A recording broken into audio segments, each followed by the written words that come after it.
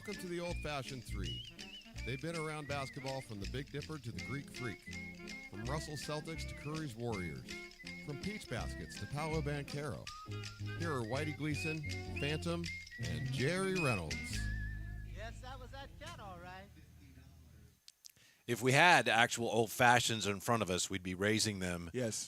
To the great Bill Russell, who we lost this week. And we'll get to Russ here on the old fashioned three. Truly, I mean, even among the greats, he was elite. Of course, Jerry got to know him for many years. So we will get to the great Bill Russell. But we do have a couple things we got to take care of first. First of all, what happened to Phantom, the original Splash Brother here?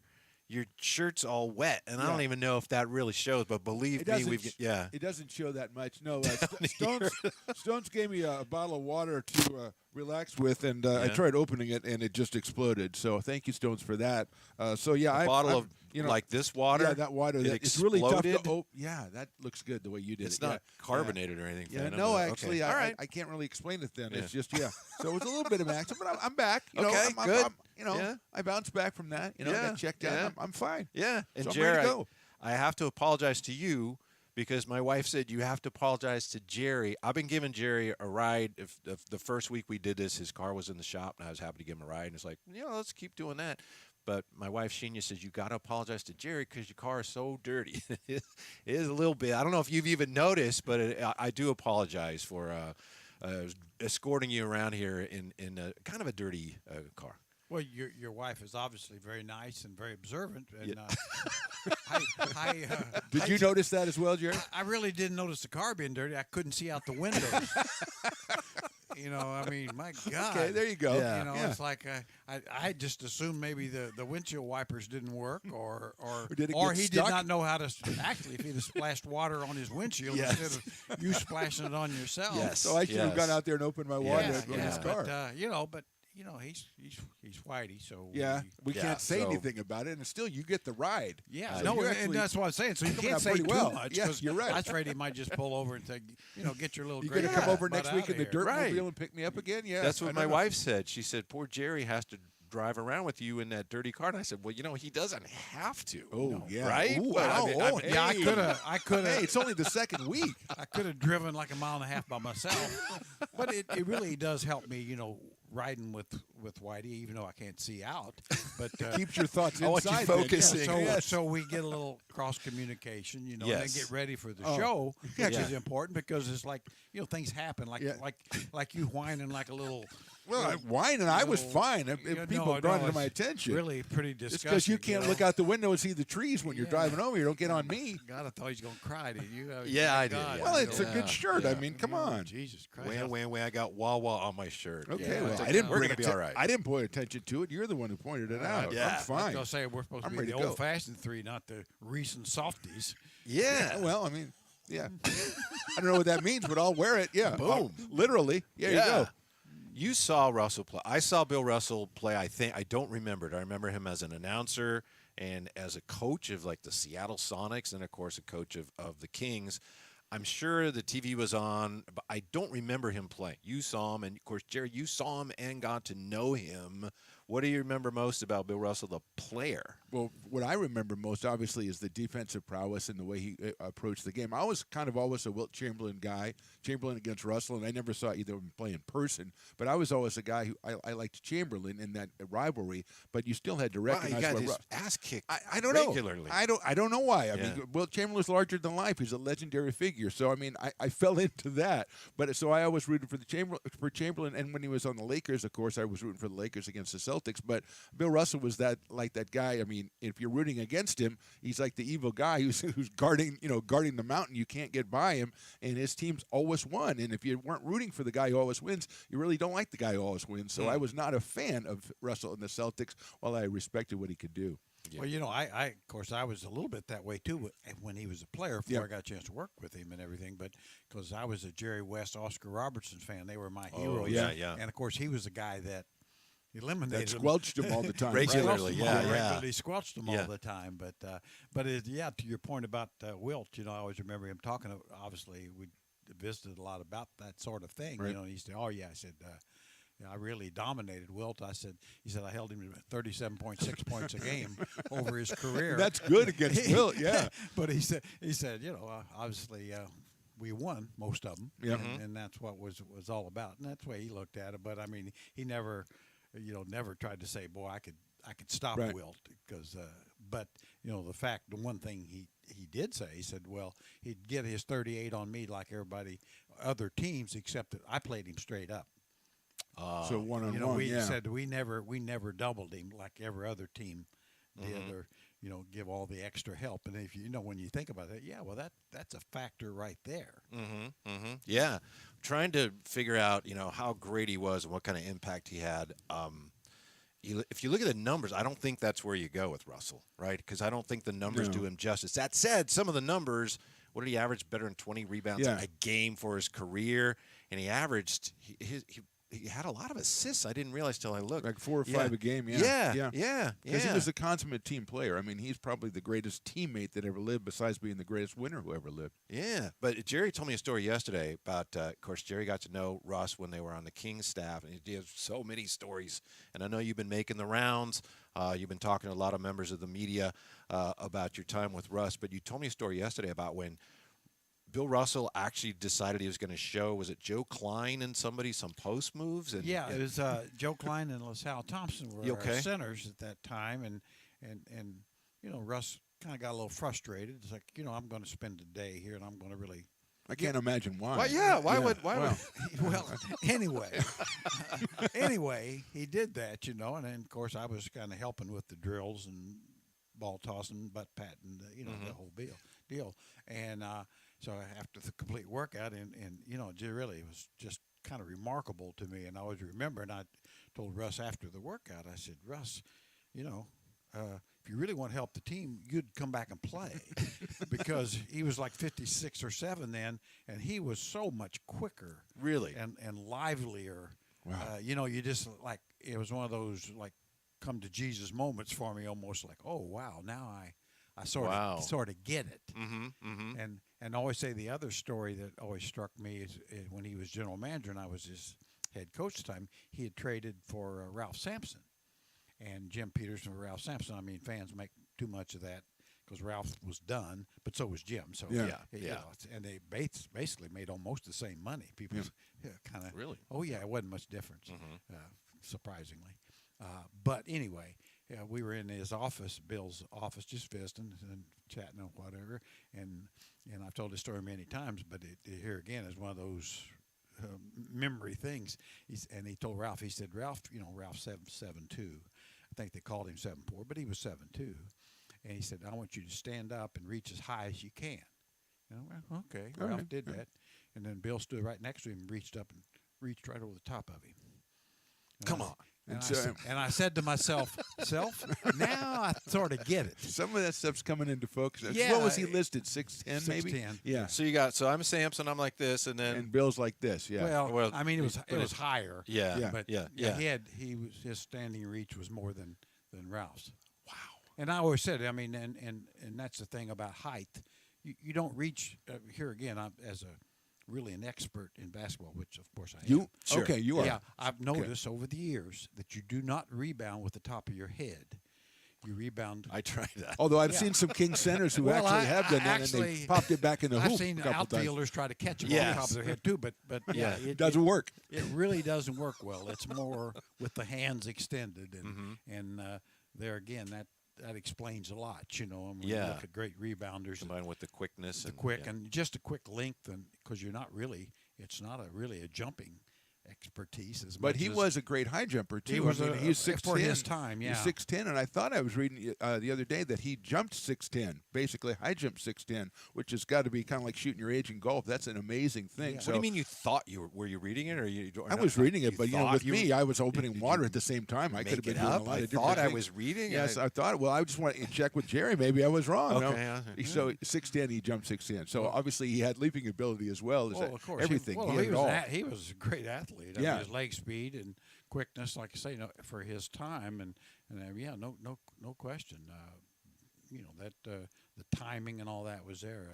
Just a great winner. And he's pointed out. He said, that I was probably, I would have had a lot of success anywhere I went. He said he Right. believed that, but he said I do think that going with the Celtics when they had all these great offensive players, which with Heinzen and Cousy and Right. Sharman, all they already had great offensive players at that time in that league, but so he was the perfect fit to make them better, because they could score, they just couldn't stop people, and they got them out in the open court more, that sort of thing. So it was, a lot of times it's a little bit of breaks of the game, and of course Red Auerbach was the perfect coach for Bill. Yeah, and which he said many times. You mentioned Cousy, one of the saddest things I've ever seen in my whole life. I think this was probably in the late 80s. I'm not sure.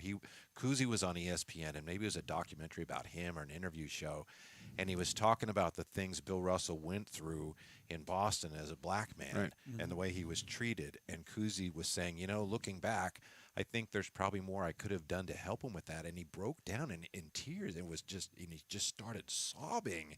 And it was just so sad for him to realize, wow, I really could have done more for Russ. So, a great player, but obviously he meant so much to the game and to the country beyond that. And I just saw an interview with Russ that aired Sunday night where he was talking about meeting Jackie Robinson. And he said, Jackie Robinson knew my name. He said, I couldn't believe it. And he said, one of my regrets, Bill Russell said, and this was about 2001, he said, I met Jackie and I couldn't tell him how much he meant to me because I was speechless. And so many people did that with Bill Russell. I was going to ask you, Jerry, you talk about Bill Russell saying he wanted to be the best winner of all time, and he felt like he achieved that. And I know that he got that other role, the activist role, whatever role you want to call it. Did he ever talk to you about how he felt, the impact that he had in that way, as far as being an activist and being someone who was on the front lines and experienced all this and then went out and spoke about it as well? Not a lot. The only thing really in effect, that he would say about, at least that I recall, was that it was just a matter of what's right. Mm-hmm. He'd just say, look, that's the way I look kind of at the whole thing. It's just, there's a point where you're supposed to do what's right, and really most people know what's right, and there's things that aren't right, and people aren't saying enough about what's not right. What's not right, and I thought, that's perfect common sense approach, and I mean, obviously that entails a lot more than that, but I mean, I think that was the thing, in my mind. I mean, he truly was a man of integrity. Now you didn't always have to agree with everything, but he was who he was, and he's very comfortable in his own skin, and I mean, like I say, I was talking to somebody the other day, and I said, once we get through all the accolades of him as a player as we have, you can't, he's one of the all-time greats. Right. But I said, my feelings was I really liked him as a human, a person. We really had some good times. It was great talking basketball with him, his Celtic days. And he'd ask a lot of questions. Really? He knew a lot, about like my what's background. wrong with these guys on this Well, team? that. But I mean, even I know he'd go into, surprising. He went into my background and things, and knew surprising. Wow. Wow. Like, Well, you weren't sure you guys were ever going to really hit it off at first, right? No, And then, no. I was kind of thrown on Russ as an assistant because, I'd taken over as an interim, even though he'd been hired, which I said before, they didn't tell me that. But the team actually did a little better, and I think fans wanted me to stay on board. And I was ready, honestly, was about ready to take a job with Del Harris with the Milwaukee Bucks as an assistant. But then Del Harris, a really good coach. Oh, great friend. But I didn't want to live in Milwaukee, and Miss Reynolds didn't either. And luckily, Joe Axelson had said he had talked to Bill, and they really would welcome me on the staff, And so I said, yeah, let's give it a go. And then the first month it was, a little strange. He definitely was feeling me out, I felt. But, once we got through that period, I felt like we really became close because, I mean, it'd be every day. He'd come to my office or I'd go into his, and we'd sit and visit, talk about the team or teams around the league and get thoughts or what about the practice, that sort of thing. But then almost always we'd get into, because I really wanted to know about his Celtic days and some of those, and some of the interesting things that I didn't know at that time, and certainly I know a lot of fans today wouldn't know. It's like, for instance, like in their preseason, he said a lot of times in those late 50s, he said, we'd play 12, 13 preseason games in a few weeks. We'd just go up the coast in cars. Just pile in the car? Any high school that could draw a crowd, any high school gym. And we'd play the Syracuse Nationals. He said we played them 10 or 11 times in preseason. Oh, these he guys said, again. and then, of course, Yeah. you play them 10 or 12 times in season. And he said, I guarantee you, we got to hate those guys. And they hated us.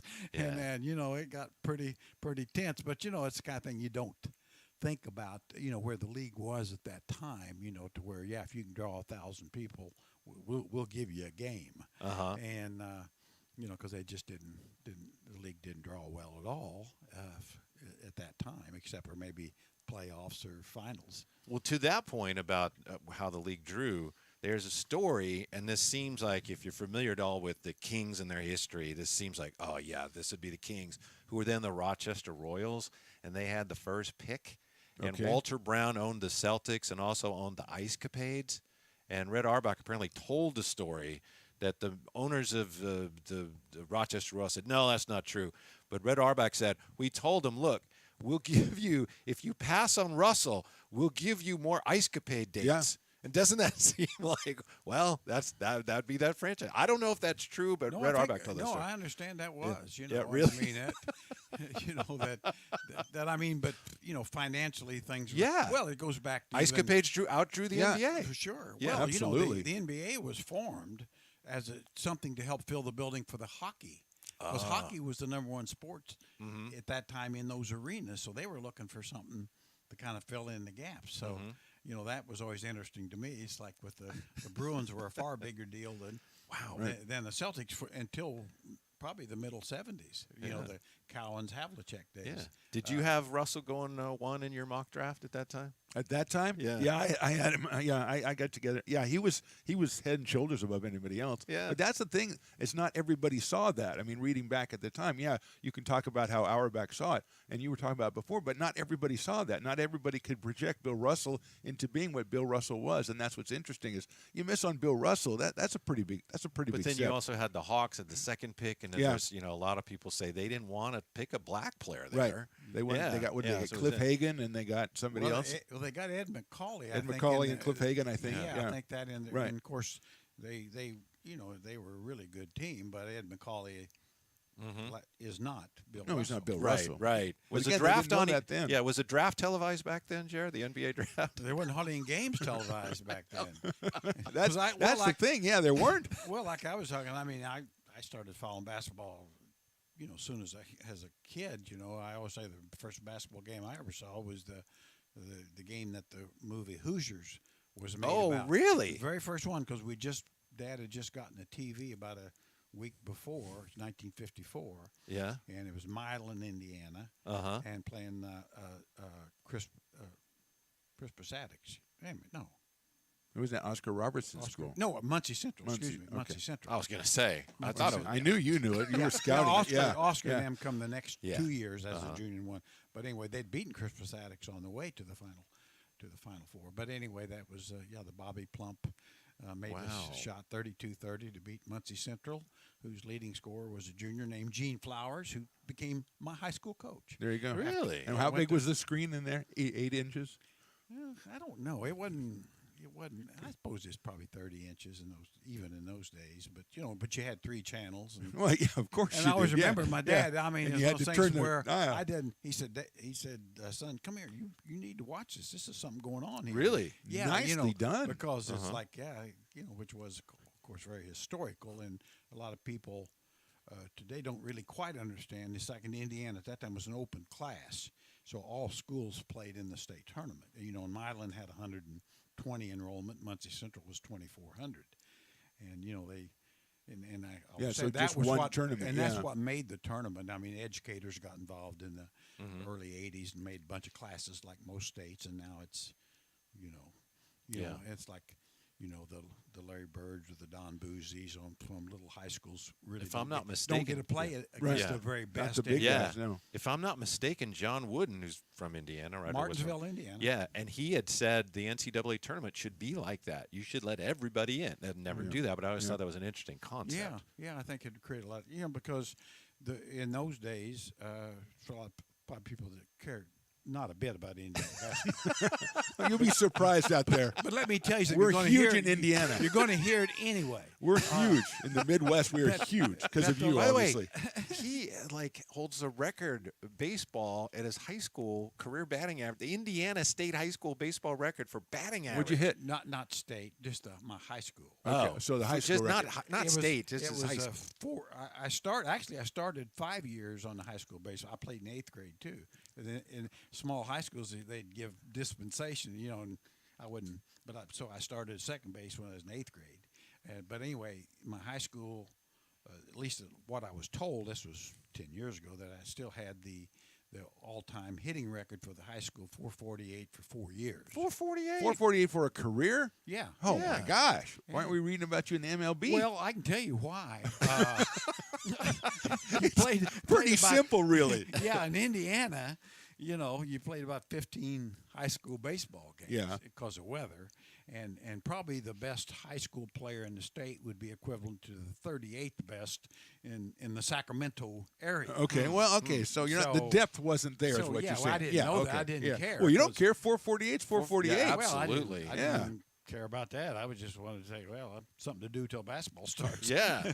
What did you hit as a senior at Hohenheim Vallejo? Because I remember you MVP. 3 something. I don't know. Oh, Not 3? 448. Yeah, I was Wow, in the okay. threes. I didn't. Well, I was a little tougher than. You put me in Indiana, I'm at 570. Come on. Oh, You're not getting me out in Indiana. Yeah, you're probably right. Actually, I wouldn't.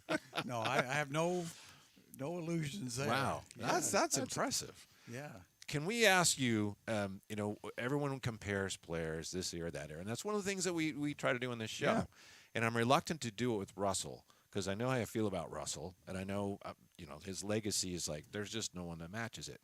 Can I ask you about a couple players that we would know, and you tell us, yeah, they were somewhat similar to Russ? I mean, just to give us an idea, like Tim Duncan, defensively, was that in any way, was it similar to Russ? Was there any that you would see, or was it just didn't match? The other one I'd say is early in as a pro, and especially in college, Anthony Davis. I know some people said this is almost Bill Russell-esque almost when he was in college. Any similarities there? Well, I do think Davis more than Tim Duncan, in college. More in college. I don't think you could extend that into the NBA. But as a college player, I mean, he really did dominate the game defensively. Probably Bill Walton to a degree Oh, as well. okay. That's the one I was going to thought say. Walton, Yeah. Bill Walton. obviously was a real dominant, more so than Jabbar or Lou Alcindor at that time was just dominant both ends. But that's another story. But so I think there's some. It was just a case where Bill was so unique and ahead of his time in that they didn't have players that could dominate a game defensively. And I think he was the first and the best, and probably nobody has really filled that role since. I mean, you've got some awfully good defensive players, the Dennis Rodmans or whatever, and they do a lot of special things, but the game is such that the value isn't quite the same as it was at that time. Don't people, Mr. Basketball, Jerry, don't they get too caught up in, you need a rim protector, and that's obviously important, but that's not. You need a defensive center's got to do a lot more than just stand back there like a hockey goalie. It doesn't work that way. Yeah, I mean, that's a rim protector, I think, is what they call them now. But, I mean, to Jerry's point, I mean, it was maybe the first ever example of when fit came into play, because Bill Russell fit the Celtics perfectly, but he also fit what you needed to do to win. He made defense what you needed to do to win, and that's why I think still to this day he's the greatest defensive player that ever lived, because he's the greatest winner that ever lived, and that's how he did it. So I think, he just did everything. I mean, we could get a hybrid of people. We can take an Anthony Davis and a Tim Duncan and put some Bill Walton and mix it all together and come out with what Bill had, but he just had everything in one person, and he also had the mindset. He used it the right way. He's like, okay, I could do this, and if I'm going to be successful, then we're all going to be successful, and that's just ultimate. That's the ultimate winner right there. Well, too, I think where he was unique at that time and would still be today is he could really switch out on guards. He was comfortable. I remember him telling me, he said, the only guy, he said, I just honestly couldn't guard and was scared of was Oscar Robertson. He said, Just because of that strength. I mean, that's the thing about Oscar, right? Well, just skill. Yeah. You know, he had. Yeah, I mean, he's probably the most complete player to ever play. Today, still, I'd still say that complete. No weakness. No weakness whatsoever. The fundamental skills were there in every phase. But that's what Bill says. Well, no. If you switched on Oscar, he basically just decided what shot he wanted, where, and how, and you just hoped he missed. What a compliment that is, man. Let me throw one more player at you. Again, we're just looking to get a point of reference for Russell. We're not trying to say these guys are better. On his best days, maybe Detroit days, was there something kind of Russell-esque about Rodman? Well, yeah, and the fact that he really impacted the game defensively and rebounding-wise, yeah. Yeah, he really. Of course, they had all the offensive players, and they didn't need him to score. And of course, in the same way with the Bulls, I thought he was a better player by the time he got to the Bulls, even though a weirder player.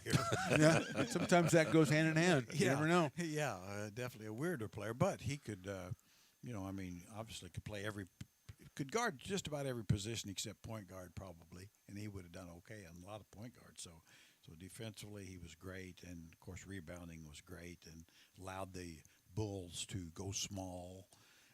That's why I always say, when they want to talk about the Warriors, if you want to compare what would Dennis Rodman did against Draymond Green, well, he wouldn't even been a triple single. He'd have been a triple zero. Yeah. So Draymond says they beat that team in, 5 or 6? Or, I think we decided that team matched up defensively with the Warriors as well as any team could ever do, right? Far better defensively than the Warriors. Now, depends on the rules of the game. And here again, if they played with the 2017 rules, I'd give the Warriors a great chance. If they played 98 rules, I'd give them no chance. So it's all generational. Where are we with centers today? The evolution of the position, because it seemed like for a long time teams thought when they build their teams, they thought you got to get that guy, that foundational center. That's how you build a great team. Aiken and then Chamberlain, Russell, and then Kareem, and then Walton to a degree. And it's like teams assume that every so often that guy's going to come along. And, of course, we've seen great centers since, Shaq, Keem. But the center position has been de-emphasized, devalued because the game is so perimeter-oriented now. It seems like we're seeing a little bit of a renaissance at the position with guys like Jokic, Embiid. But where are we in terms of the evolution of the center position? Where does it go from here? Is it evolving into being just a stretch four kind of thing? I mean, a Jokic guy like that. I mean, you have to they have the center attributes from the years gone by, but then they add something else. They add the 3-point range so they can space it. So it's different. You don't want to put a guy down on the block. You don't want to get him in the way of everybody else. And so I think it is evolving into something else. I think they're adapting and evolving into something else. But if Kareem came along, there'd still be room for Kareem. And I think Bill Russell, especially the philosophies that he embodied, I think people still have them. So there's still room for that. But I think it's evolving away from that right now.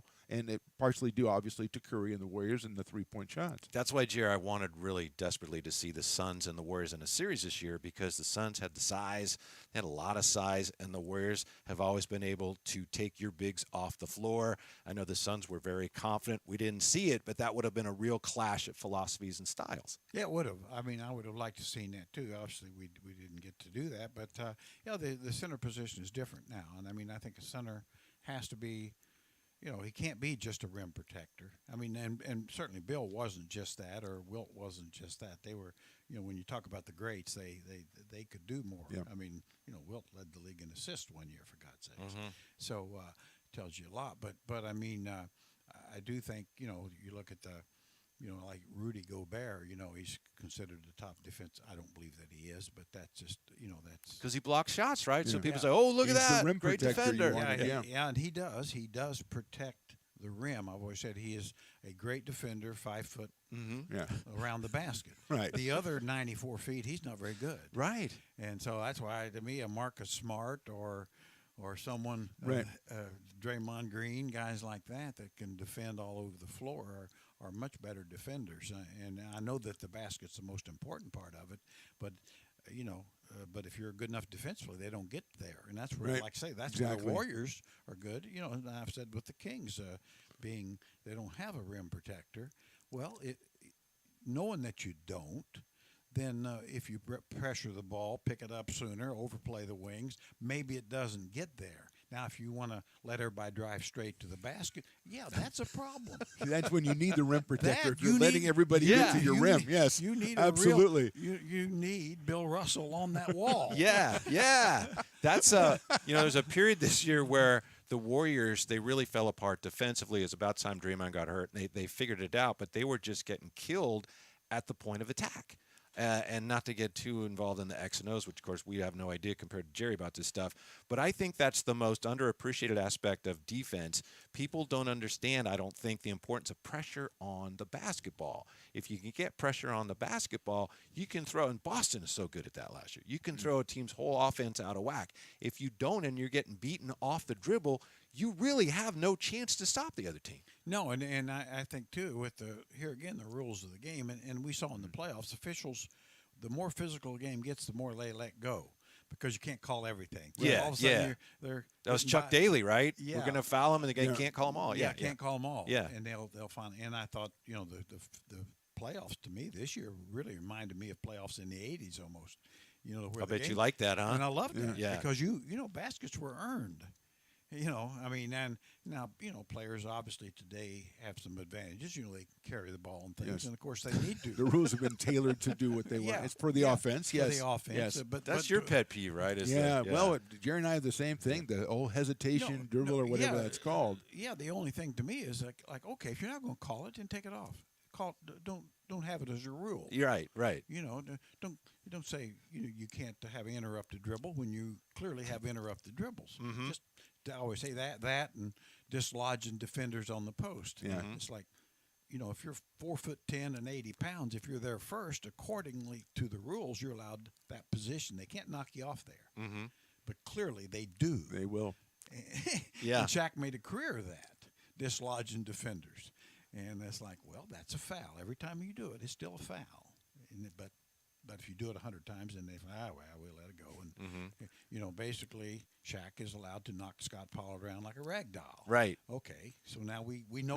Yeah. Yes. We know that's not a rule that's called. No, for Shaq. That's the thing. It's not a rule for Shaq. It may be a rule for It may somebody be a else. rule for That's the somebody thing. else. That's Yeah. what gets you crazy. It seemed to me back then, we're talking about 2002 in there, it depended on where the game was played. If the game was played in Sacramento, Shaq would get in foul trouble, Yes. and then he would foul out, and everyone would go, yay, oh, boo, Kobe sucks. And I said, shut up. He loves this. And then Kobe would come in, and He he'd scores 60. he's like, great, Shaq's out of the game. But if the game Kobe's was the one who got it down to get it there, everybody in the Kings was in foul trouble. I mean, Yeah. I know it just, and I know that's the way it to a seemed. degree, that's the way of the NBA, and I'm not, boo, but that really seemed to dictate how the fouls were called, is who was home, and I think that's still true to a degree, isn't it? Well, I do. I mean, I think referees are human. I know a lot of people don't want to believe that, but they, It's they are. controversial, Jeff. And, Yeah. and, Hot and- take right Yeah. there. Wow. Ooh. And they you can't help instinctively. I think they know. Do I want 18,000 people booing me on this call? Or, Yeah, or yeah. Not? And so I think they let some things go.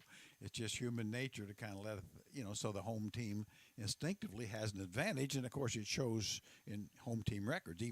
Yeah. Right. Even poor teams, bad teams, win at home. Mm-hmm. I always remember the one year Dick Motta coached, and team won, I think, 24 games and 23 at home. so I mean, so it's So pretty you must clear. have been fun going out on the road with that team. Like, we're Yeah. going to win one game Yeah, all but- year. That's yeah, great. Of course, he had one of the great lines that year. That was the first year that they had Greg Lukenbill had a plane that they chartered. This was in the '90s, early '90s, I think, and they won one game on the road to Orlando. And he said, "Boy, if we hadn't had that plane, we probably wouldn't have won that one." Was Shaq the hardest player to officiate that you've ever seen? Or do you just think, he was just so big? Yeah, it's so strong. Yeah. Yeah. You're not really buying that, are you? Well, I think he'd be among them. Yeah. Really, because I mean, he was so strong that he probably did get fouled a lot that wasn't called, and as also he fouled a lot that Yeah. wasn't called. I mean, both ways. But he was he's a great player, much like a Wilt Chamberlain in his time was so strong that that you just had a tendency to think, well, there's nothing to call there. He's not being bothered, type thing. So yeah, I think that would be. I'm sure there's some others through the years, that would be pretty difficult to. When you talk about defend. dislodging people, I just flash back to the old days. Adrian Dantley. Adrian Dantley, always watching the games, the early games, always as a guy who, was 6'5", maybe 6'4". He backed in from, 20 feet all the way. He was a forward, right? Yeah, he's a forward, huge, strong guy. But he got more free throws against the Kings than I think anybody in those years, and he would dribble the ball 10 times every time. He was the most hated guy in that place for a long really time. Score, Yeah. and and then later Barkley. Yeah, was the Barkley reason did the same thing. They changed the rule Yeah. because you couldn't back somebody down more than 5 seconds, because it was getting to the point where it's like boom, boom, boom, boom, Yeah. boom, boom. Just back guys down, and it just took, became the game was really awful to watch, and so I think there again they, certain guys made a career of it for a while, and then. But it served the league better to get rid of it, that rule type thing. I just always remember Dantley. Mark Aguirre did that too, I think, but not as much as Dantley. But I always remember Dantley backing everybody in all the time and getting to the free throw line all the time. Didn't they get traded for each other? Or I think they were Detroit connected. Yeah. Well, that's kind of like the out of bounds play that they used to have for Chamberlain back in the day, where they'd throw it over the backboard. From out of bounds, and then of course he'd whambo it, and then they made that. Well, it's illegal because nobody. You couldn't defend it. Yeah, I think one of the best rules the NBA has adopted in recent years is limiting timeouts in the final 2 minutes. Thank you. Just in terms, I'm sure from a coaching standpoint, it's not great, but just in terms of watching, let's get on with it. Because the final few minutes of a finals game would take. We're going to be here. There's a minute and a half left. That we're going to be here another 12 minutes watching. And I thought that was great because you just get on with it, and rather than drive people away with it. It's another timeout. Well, and two, in my mind, is to heck with coaches on that. I mean, it's like, okay, most of them, a lot of times I know you're better off. Well, you ain't got nothing to say anyway. Just let them play. They're probably smarter than you are anyway. Well, what do you do when that happens? When you really, I got nothing. Yeah, you just don't have much to say. Well, so, sometimes you do. Yeah, it's pretty much that. Of course, nowadays, the coaching clique, 18, 20 people have a committee meeting. Yeah, out there, right. And they talk to each other for a minute and a half. Then they go in the huddle and say, go get them, guys. Yeah, because they all get together out on the floor and then send one representative into the huddle and go, You talk to him. We got nothing. I We got don't wanna nothing. talk to him. What do you guys want to do? The fifth developmental coach goes in there and he talks to him, and and it's like, really, is that what we're doing here? Are you even a coach? What are you doing in here?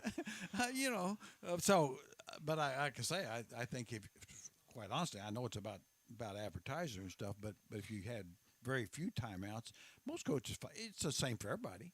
So if you had one timeout a half, I used to, I use timeouts, I think, for what they're originally designed for sometimes, is we didn't have any depth. So, sometimes we're tired. Catch your breath. And so like Rodney McGray would always say, I got to come out. And I said, bullshit, you ain't coming out. Do you see who I have to put in for you? You're staying in. Timeout. Yeah, no. Timeout. We'll call timeout. You can sit there and rest. But Would he sit there and tug on his shorts? Was that he the said, sign? man, you got to get me out of here. I'm dying. I said, I said, I remember telling him once, I said, no, you're not going to die. Nobody has died. You're really overstating it. Yeah. Well, when you look down your bench, who'd you have to put in for Rodney? I said, well, I don't remember anybody. That's probably why he was out there. Play, that was always a problem with weak teams. It's not really your starters. Usually you have some pretty good starters, but you don't have A little bit of a drop off there. A little drop off. You have some NBA players, but not enough Grand of them. Canyon drop off, And so Evil Knievel. Yeah. Yeah. So anyway, I always told Rodney, we do that. We'd call timeouts, for Rodney. I said, well, just rest on offense. I mean, you can't shoot anyway, so what do you do? So did you just have the whole team come over and just? Well, I didn't care about them. It was for Rodney. For Rodney. We needed him on. Did the they floor. all fan Rodney?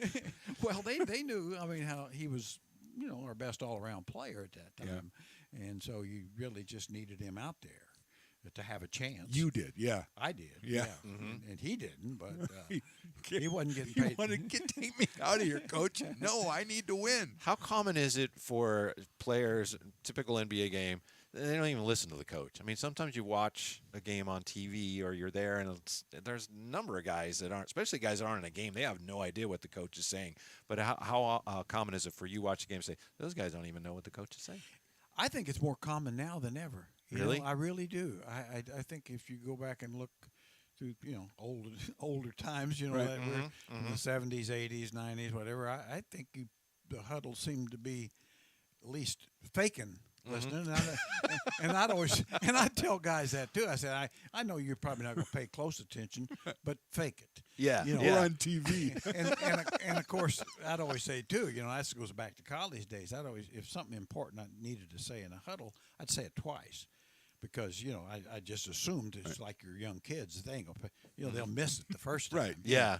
So open with it and then end with it too. So make sure they get it on one end. Yeah. I kind of learned that from Dean Smith. I remember getting to know him a little bit when he was recruiting about McAdoo. Anyway, he always told me, he said, point of emphasis. He said on timeouts, always have one thing, point of emphasis that you really want to say, and make sure you say it twice. And said, and maybe 80% will get it. Yeah.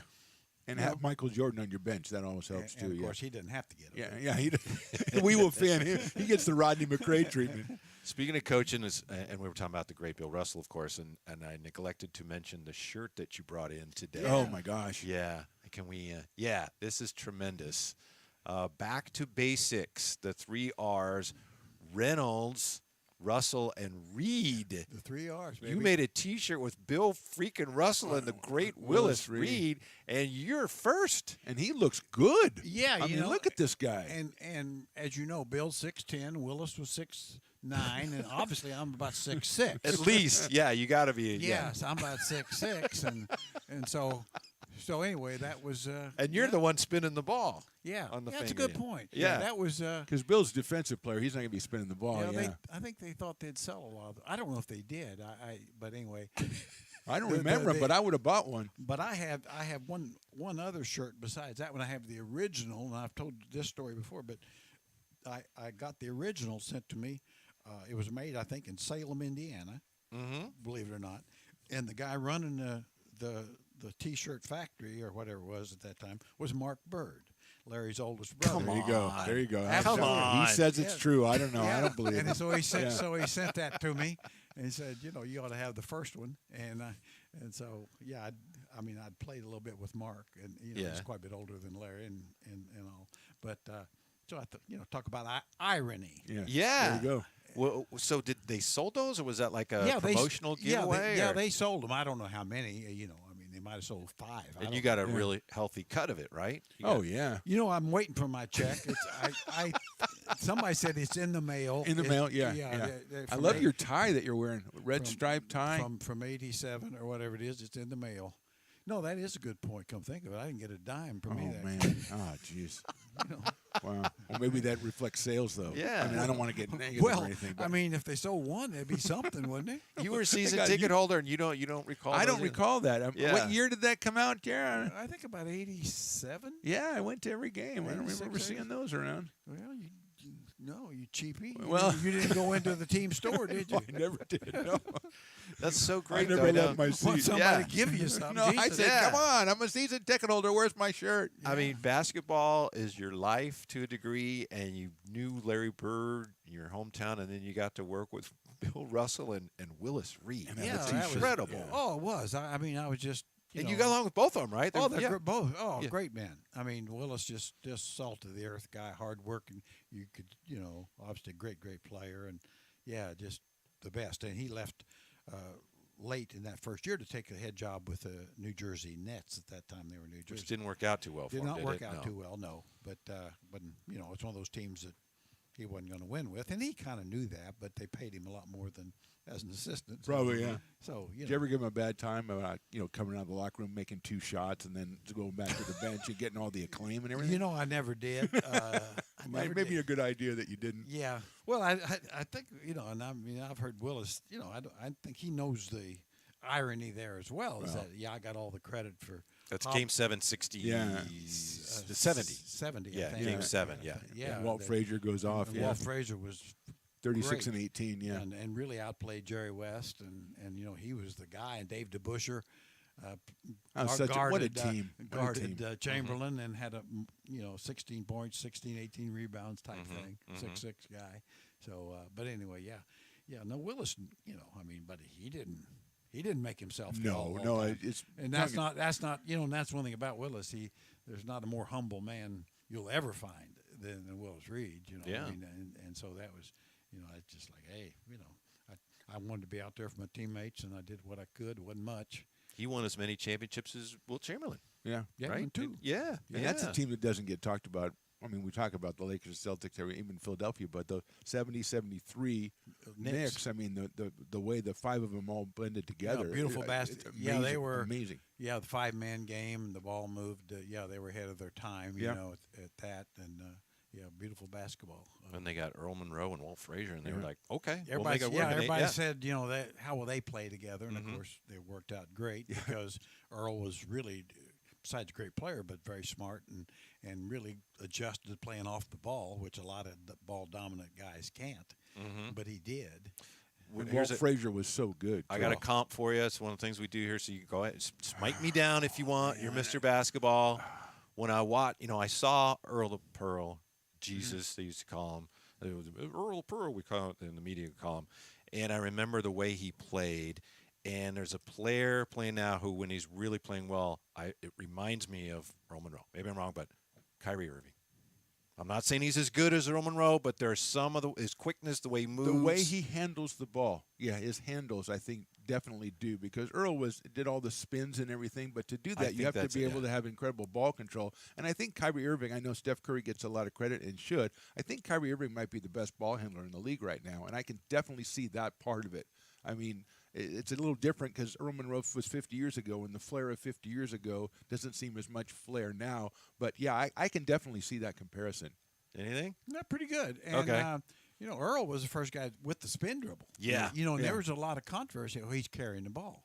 Well, there you go. Of course he was, really. Yeah. But it was his move. But it's beautiful. What are you going to do? He invented the carry. And now, that's, and it's a little bit like what we talked about last week with Kuzi, going behind the back and stuff like that. Well, every kid in the 7th grade could, like he said, well, every kid can spin dribble now. Yeah. But they didn't then. He was the first to really do it consistently and well, and he was doing it. I saw him play at Winston-Salem College at the Division II tournament in Evansville, Indiana, when he was a senior, and it was just like, my God, this guy, nobody can guard this guy. Was it like an happening? Was it a happening? It really was. Playing? It really was. Yeah. It's just one of those things. It's like, whew, this guy's better than all these guys, at these major universities, and he was, of course. Yeah. Fortunately, Kurt, I am somewhat of a freak in the areas that you mentioned. As Bob Cousy talked about Cousy, talking about his long arms and his hands. Yeah. Like John Stockton, his huge hands. He could catch it. Well, show Jerry. Look at this. Look at that mitt. No, yeah. It's not John Stockton, but no, really. John Stockton can open water and not spill any of it. Yeah. No, you're not John Stockton. Yeah. You're not even David Stockton, but. Well, I mean, David did have some time. He did get to play, right? So, I mean, give him credit. Yeah. I didn't get that far. Phantom used to like to hold the ball in one hand like the Hawk. Well, because I want to be the Hawk. Yeah. Sure. Connie Hawk Absolutely. Yeah. Absolutely. I'm a Yeah, showman. I'm a was, showman. That You know was that. The thing with John Stockton always amazed me. Just from close-up view, a lot of times the guys try to steal the ball and he just hold it. Yeah. Just hold it. Yeah. Because his hands were so big. Which for a small guy you didn't think about, but obviously that was a key to his great success. I know some people that were up at Gonzaga a couple summers ago, and John Stockton is still involved, in the program there, of course, and they were playing pickup volleyball, and John Stockton played, and they said, man, he really wanted to win. So I get, like pickup volleyball. I was like, oh, yeah, he really wanted to win. I don't have that ring, and I'm going to win. Yeah, I know. Phantom, before we go, I know last week we kind of threw something at you, and you were nice enough to put together a list of, this is Phantom's guys playing now that are Hall of Famers. Yeah, you wanted to, some are automatic, right? I apologize for reading. Yeah, of course, LeBron and Steph, KD, Chris Paul, Giannis, Joker, Kawhi Leonard, Melo, Russ, Harden, Klay Thompson, Draymond Green, Kyrie, Damian Lillard, Joel Embiid, and